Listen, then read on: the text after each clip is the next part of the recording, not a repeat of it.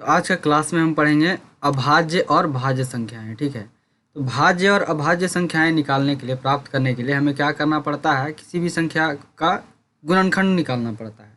जैसे कि यहाँ पे दिया हुआ है 3 है, हमको पता करना है कि 3 अभाज्य संख्या है कि भाज्य संख्या है। तो उसके लिए हमको उसका गुणनखंड निकालना होता है। 3 का गुणनखंड 1 और 3 होता है। उसी तरह से 4 का अगर निकालना रहेगा तो 4 का गुणनखंड 1, 2 और 4 होता है। ठीक है, तब इससे पता चलेगा कौन सा संख्या अभाज्य है और कौन सा संख्या भाज्य है। ये हम लोग सीखेंगे।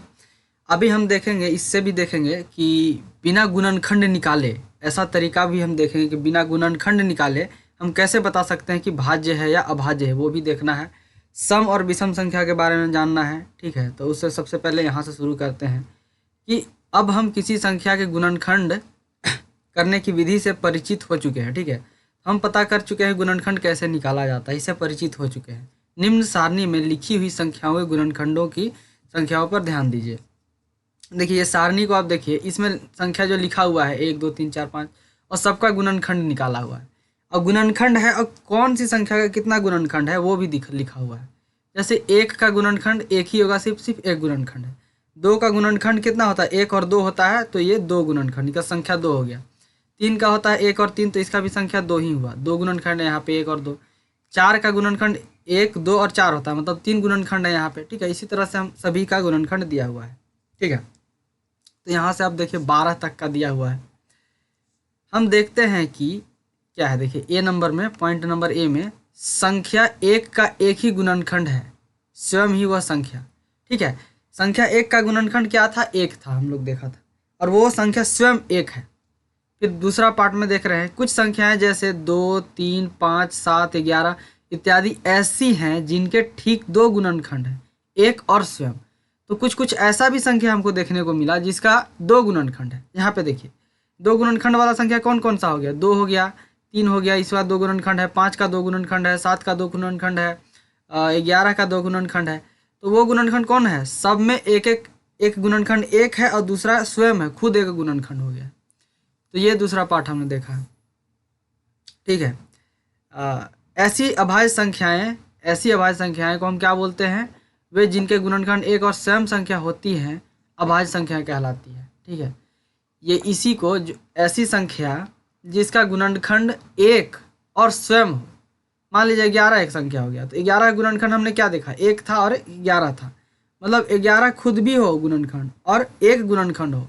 ठीक है, तो इसी को बोलते हैं अभाज्य संख्या। इसके अलावा कोई गुणनखंड नहीं होता है, और तो इसको बोलते हैं अभाज्य संख्या। अभाज्य संख्या का ज़्यादा से ज़्यादा गुणनखंड कितना हो सकता है, 2 हो सकता है, 2 से ज़्यादा गुणनखंड नहीं हो सकता है। ठीक है, तो यहाँ पे हमने देखा ये चीज़ को। इन संख्याओं के अतिरिक्त कुछ अन्य अभाज्य संख्याएं ज्ञात करने का प्रयत्न कीजिए। अभी देखिए यहाँ पे कुछ अभाज्य संख्या दिया हुआ है, ये तो उदाहरण दिया हुआ है। ठीक है, यहाँ देख के हम पता लगा सकते हैं। अभी 12 के बाद जो अभाज्य संख्या होगा उसको पता करने का कोशिश कीजिए, उसका गुणनखंड करके गुणनखंडन करना होगा, उसके बाद पता करना होगा कि कौन सा अभाज्य संख्या है और कौन सा भाज्य संख्या है।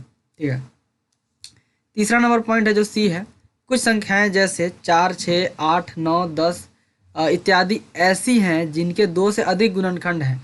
ये संख्याएं भाज्य संख्याएं, इसको कंपोजिट नंबर कहते हैं। ठीक है, तो इनको भाज्य संख्याएं कहते हैं। इनमें देखिए क्या हुआ है कि 4, 6, 8, 9, 10 यहाँ पे देख लेते हैं।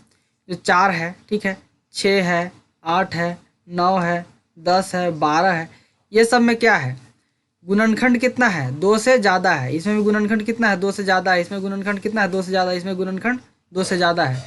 तो जिस संख्या का गुणनखंड 2 से ज़्यादा होगा उसको क्या बोलेंगे, हम भाज्य संख्या बोलते हैं, या फिर कंपोजिट नंबर बोल सकते हैं। तो इसका परिभाषा इस तरह से इसको परिभाषित किया जा सकता है, वे संख्याएँ जिनके 2 से अधिक गुणनखंड होते हैं भाज्य संख्याएँ कहलाती है। तो 2 से अधिक जिसका गुणनखंड हो गया उसको भाज्य संख्या कह देंगे। ठीक है, अभी तो ये सब हो गया है। अब हमको सोचना है कि ठीक है, सबका गुणनखंड निकालना होगा भाज्य संख्या को प्राप्त करने के लिए। हमको अगर किसी भी संख्या को पता करना है भाज्य है या अभाज्य है तो उनका गुणनखंड निकालेंगे तभी पता चलेगा हमको। ठीक है, यहाँ पे आप देख सकते हैं एक सवाल है, क्या 15 एक भाज्य संख्या है, 15 एक भाज्य संख्या है क्या। 15 का गुणनखंड हम निकाल के देखते हैं। 15 है एक संख्या, 15 का सबसे पहला गुणनखंड क्या होगा, 1 होगा, 2 होगा, 3 भी होगा। 3 के पहाड़ा में 5 आता है, मतलब 3 के पहाड़ा में कितना आता है, 15 नहीं आता है। 3 × 5 = 15, 5 भी होगा और 15 होगा। तो ये क्या है, ये भाज्य संख्या है।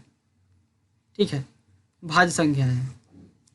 गुणनखंड का पहले बता दिए थे कि गुणनखंड का मतलब क्या हुआ कि 5 अगर एक संख्या है, इसका गुणनखंडन किया जाए तो इसको 2 भाग में बांटा जा सकता है, ठीक है।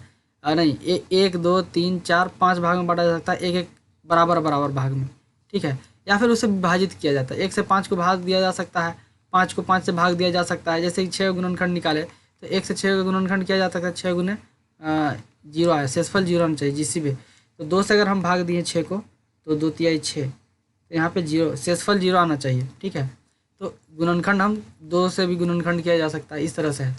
यहाँ पे देखते हैं कि 15 का गुणनखंड कितना था, 1 2 3 5 15, मतलब 2 से ज़्यादा गुणनखंड है, तो ये क्या हो गया, भाज्य संख्या हो गया। 18 और 25 के बारे में क्या सोचेंगे। 18 का भी देखिए गुणनखंड में क्या होता है कि 1 से होता है, 2 से होता है, 3 से होता है, फिर 6 से होता है, फिर 9 से होता है, फिर 18 से, तो ये भी 2 से ज़्यादा है गुणनखंड, ठीक है। तो ये भाज्य हो गया। 25 में भी भाज्य संख्या हो जाएगा, ठीक है। हम एक सरल विधि से 1 और 100 तक के बीच की अभाज्य संख्याएं बिना उसके गुणनखंड किए ज्ञात कर सकते हैं।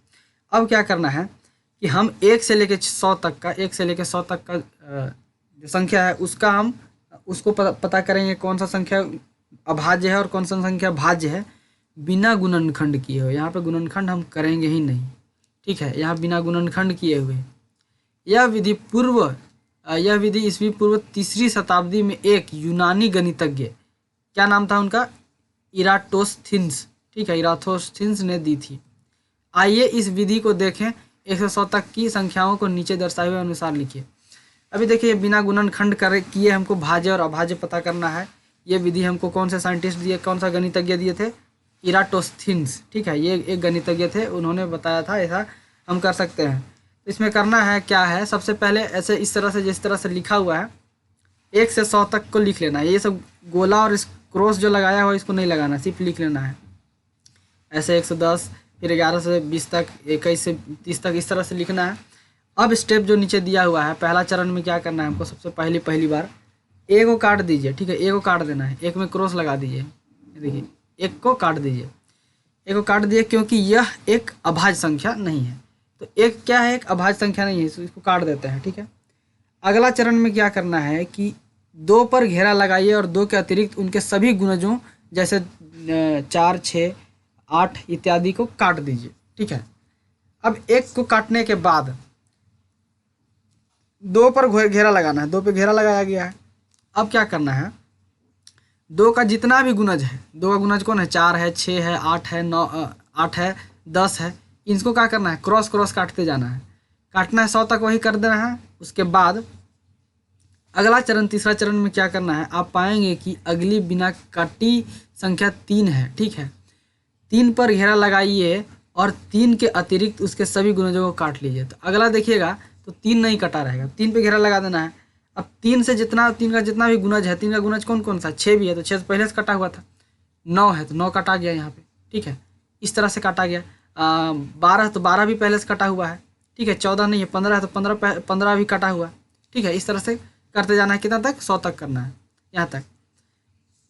फिर अगला चरण में क्या करना है, चौथा चरण में अगली बिना कटी संख्या 5 है, ठीक है। अगला देखिएगा तो बिना कटा हुआ संख्या 5 है। कैसे 5 है, क्योंकि हम सबसे पहले किसको काटे थे, सबसे पहले 2 में घेरा लगाया था, 2 का गुणज में 5 नहीं आता है, ठीक है। 3 को घेरा लगाया, 3 का गुणज में भी 5 नहीं आता है। फिर 5 अगला एक संख्या बन गया बिना काटा हुआ, तो 5 के जो गुणज है उस पर हम क्रॉस लगाएंगे। तो 5 का जो भी गुणज होगा, 10 तो पहले से कटा गया था, वो काटने की जरूरत नहीं, 15 भी पहले से कटा गया था। फिर उस तरह से 25 काटना है, 25 20 ये सब काटते जाना है, ठीक है।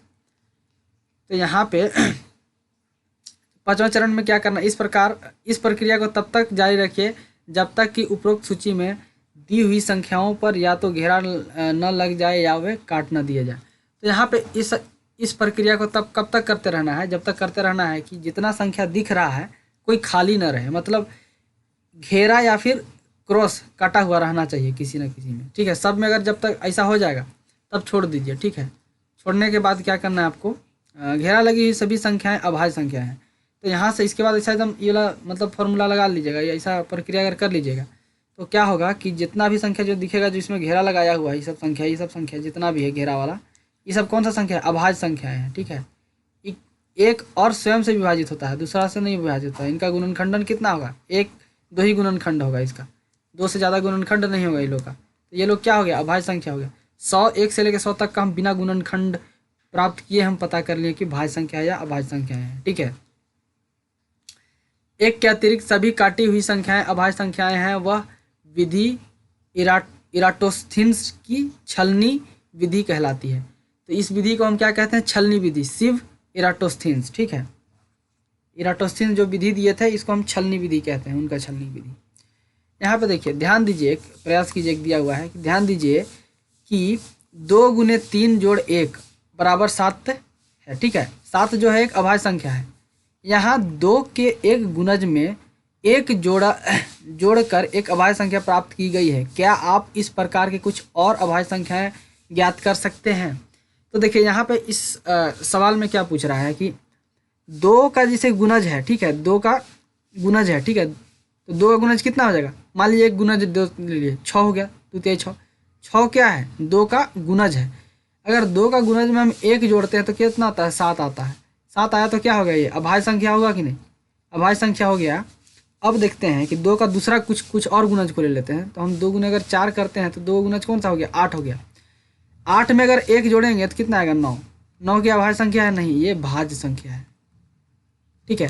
तो ये पूछ रहा है कि अभाज्य संख्या बताओ और दूसरा कौन सा हो सकता है। तो हम करेंगे क्या, 2 गुने 5 करते हैं तो कितना आता है, 11, नहीं 5 10 होता है, ठीक है। 10 में अगर 1 जोड़ते हैं तो कितना आएगा, 11। ये क्या है, अभाज्य संख्या है, ठीक है। तो ये दूसरा उदाहरण हमको मिल गया कि 2 का गुणज में हम 1 जोड़ेंगे तो क्या होगा, हमें प्राप्त होगा, अभाज्य संख्या प्राप्त होगा। लेकिन सब में ऐसा नहीं होता है, हर जगह ये नहीं प्राप्त होगा, ठीक है। उदाहरण 4 में 15 से छोटी सभी अभाज्य संख्याएं लिखिए, ठीक है। 15 से छोटा जितना भी अभाज्य संख्या सबको लिखना है। तो ये लिख दिए। कौन सा विधि से हम निकालें, छलनी विधि से यहाँ निकाले थे। बस इसको घेरा लगाया हुआ है, उसी को लिख देते हैं। 15 से नीचे कौन कौन घेरा लगा है, 15 से नीचे 2 है, 3 है, 5 है, 7 है, फिर 11 है, 13 है, ये सब है, इन लोग को लिखा दिया है, ठीक है, लिख दिया है। अब देखते हैं सम और विषम संख्याएं किसे कहते हैं। क्या आप संख्याओं 2 4 6 8 10 12 14 में कोई प्रतिरूप पैटर्न, जैसे पैटर्न देखते हैं क्या, मतलब ये जो संख्याएं आपने लगातार हमने लिखा है इसमें कुछ पैटर्न दिख रहा है हमें। आप पाएंगे कि इनमें से प्रत्येक 2 का गुणज है। तो जितना भी संख्या है सब कितना है, 2 का गुणज है, ठीक है। जैसे कि 2 हो गया, फिर 4 हो गया, 6 हो गया, 8, ये क्या है, 2 का गुणज है। मतलब 2 से अगर इन संख्याओं को भाग दिया जाएगा तो आराम से इसको मतलब शेषफल कितना बचेगा, 0 बचेगा। दे के देखते हैं एक ठो को। 2 से अगर हम 8 को भाग देते हैं तो 2 चौके 8, कितना है, 0। शेषफल कितना आ रहा है, 0 आ रहा है। मतलब क्या है, जो संख्या है सब 2 का गुणज है। ये एक पैटर्न देखने को मिल रहा है, ठीक है। ये संख्याएं सम संख्याएं कहलाती हैं। इसको क्या कहते हैं, हम सम संख्या कहते हैं, इवन नंबर। शेष बची सभी प्राकृत संख्याएं विषम संख्याएं हो जाएंगी। जितना भी इन लोग के अलावा जितना प्राकृत संख्या जो बचेगा, जैसे कौन कौन सा बच गया, 1 बचा, 3 बचा, 5 बचा, 7 बचा, 9, ये सब क्या हो गया, विषम संख्या है। मतलब कहने का मतलब सीधा मतलब ये हुआ कि जो भी संख्या 2 से विभाजित हो जाएगा पूर्ण रूप से उसको बोलते हैं सम संख्या है। जो नहीं होगा 2 से पूर्ण रूप से विभाजित उसको विषम संख्या कहते हैं, ठीक है। आप आसानी से जांच कर सकते हैं कि 1 2 या 3 अंकों वाली संख्या है या नहीं, यह कैसे ज्ञात करेंगे। मान लीजिए कि यहाँ तो छोटा छोटा था तो 2 से हम विभाजित कर सकते थे। जैसे 8 था तो 8 को 2 से विभाजित कर दिए 4 बार में। लेकिन ऐसा अगर कोई संख्या रहेगा 1 2 5 6 9 8 नहीं 5 8, पता कैसे करें कि ये सम संख्या है या विषम संख्या है, ये देखते हैं। जैसी बड़ी संख्या एक सम संख्या है या नहीं, क्या आप 2 से भाग देकर क्या यह प्रक्रिया जटिल नहीं होगी। इसको 2 से भाग देंगे तो थोड़ा टाइम लग जाएगा, ठीक है। तो टाइम लगेगा तो इसको जांच करने में थोड़ा टाइम लग जाएगा। तो उसके जगह पे हम क्या कर सकते हैं, इसको हम कह सकते हैं कि वह संख्या जिसके इकाई स्थान पर 0 2 4 6 या 8 अंक हो एक सम संख्या होगी, ठीक है। तो अभी देखिए इतना बड़ा संख्या ज्ञात करना था तो हमको ज़्यादा टेंशन लेने की ज़रूरत नहीं है। अगर मान लीजिए कि एक बड़ा संख्या 1 5 6 9 8 9 3 2, अगर हमको पता करना है कि ये सम संख्या है कि विषम संख्या है तो हमको इकाई वाला स्थान देखना पड़ेगा। इधर से हम गिनना शुरू करते हैं, ये इकाई स्थान है, ये देखना है ये इकाई स्थान क्या होना चाहिए, 0 होना चाहिए, 2 हो सकता है, या फिर 4 हो सकता है, 6 हो सकता है, 8 हो सकता है। इनमें से कुछ भी होगा तो ये क्या कहलाएगा, सम संख्या कहलाएगा, ठीक है। इसीलिए संख्याएं 350, 4662 और 59,240 सम संख्याएं हैं। तो इसमें क्या है, अंत में क्या है, 6 है, अंत में 2 है, अंत में 0 है, तो ये चीज़ रहना चाहिए, यहाँ पे दिया हुआ है ये चीज़ रहना चाहिए, ठीक है। संख्याएं 457, 2359, 8231 विषम संख्या है। इसमें क्या है, अंत में 2 नहीं है, मतलब अंत में 1 है, 9 है, 7 है, इसीलिए ये विषम संख्याएं हो गया, ठीक है। आइए कुछ रोचक तथ्यों को ज्ञात करने का प्रयत्न करें, कुछ रोचक तथ्य को देखते हैं हम लोग, ठीक है। पहला नंबर में क्या है, सबसे छोटी सम संख्या कौन सी है, यह 2 है। सबसे छोटी अभाज्य संख्या कौन सी है, पुनः 2 है, ठीक है। तो यहाँ पे हम देख रहे थे कि सबसे छोटा पूर्ण सम संख्या और अभाज्य संख्या क्या होगा, 2 होगा, ठीक है। क्योंकि 2 में जैसे कि 2 कितना से 1 से और स्वयं से विभाजित होता है, इसीलिए अभाज्य संख्या छोटा संख्या हो गया। सम संख्या 2 हो गया क्योंकि 2 से खुद से विभाजित हो जाता है, तो सम संख्या हो जाएगा। इस प्रकार 2 सबसे छोटी अभाज्य संख्या है जो एक सम संख्या है। पूछ जाएगा कि कोई ऐसी अभाज्य संख्या का नाम बताओ जो एक सम संख्या हो सबसे छोटी, तो वो बोल देंगे हम लोग 2, ठीक है। दूसरा पॉइंट में क्या है, 2 के अतिरिक्त अभाज्य संख्याएं 3, 5, 7, 11 हैं। क्या आप इस सूची में कोई सम संख्या देख रहे हैं, नहीं, सभी संख्याएं विषम हैं। कुछ और अभाज्य संख्याएं देखने का प्रयत्न करें, ठीक है। इस प्रकार हम कह सकते हैं कि 2 के अतिरिक्त सभी अभाज्य संख्याएं विषम होती हैं। तो देखिए 2 के अतिरिक्त जितना भी अभाज्य संख्या होगा ना वो विषम हो जाएगा।